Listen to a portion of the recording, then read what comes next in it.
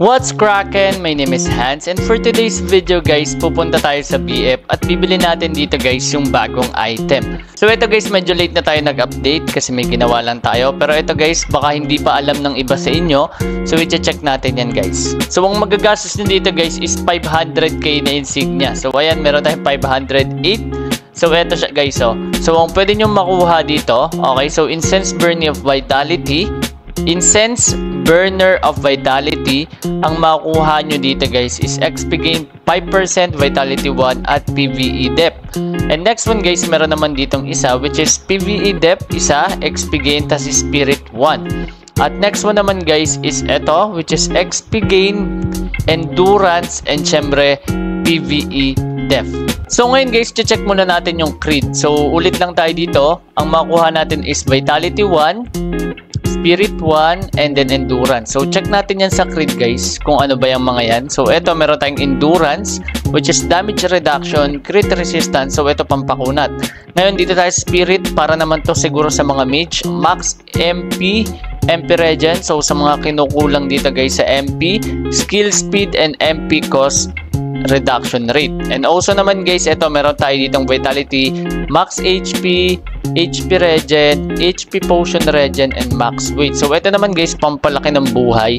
Ito pampakunat. Ito naman guys, para dun sa mga skills. So ang kukunin natin dyan is Endurance. So dito tayo guys, bilhin na natin to. So dito tayo sa Endurance. Okay, check lang natin. Vitality, Spirit, and dito tayo guys sa Endurance. So may PvE depth na rin siya. So bilhin na natin to. Ayan. So since nabili na natin siya, tingnan natin kung ilang GR yung maidadagdag niya. So nadagdagan tayo dito guys ng 1,720. So ang GR natin is 74,669 na. So sobrang laki na ito guys. And check natin kung ano yung pang-upgrade dito. So ito guys, since nasa artifact siya, so click lang natin. Ito siya guys. So artifact to malamang. So punta tayo dun guys sa artifact and try nating bumili dito guys ng tatlo. So ngayon guys, magpa-farm tayo ulit dito ng insignia. Kung gusto natin ng ibang attributes naman, or kung syempre kung i-upgrade nyo tas mababasag, malamang kailangan nyo ulit ng 500k, which is sobrang hirap naman makuha niyan. So ito guys, 35k. So try natin siguro, ayan, i-max out na natin ng tatlo.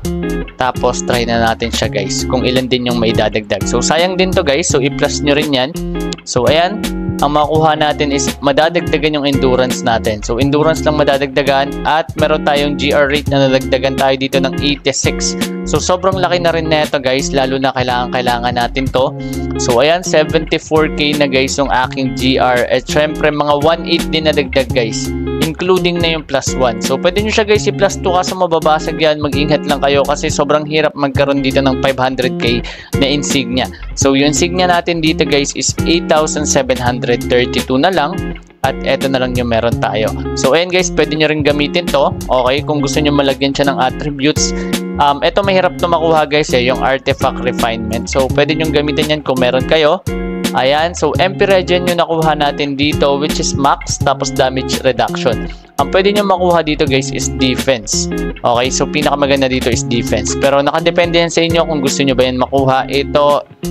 Ito naman guys, jewel ko, naka HP regen siya. Ito cost rate naman.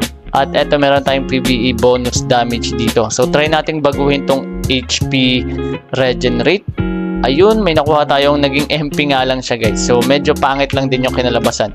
So ayun lang yung meron tayo for today's video guys. And sana guys may natutunan guys sa video na ito. And kung alam niyo na kung ano yung bago na yun guys, ayun, maglagay na lang kayo dyan ng mga additional ideas or thoughts regarding this new item sa Nightcrow. So maraming salamat guys, and please follow me on TikTok and also subscribe on my YouTube channel. So maraming salamat guys, and God bless.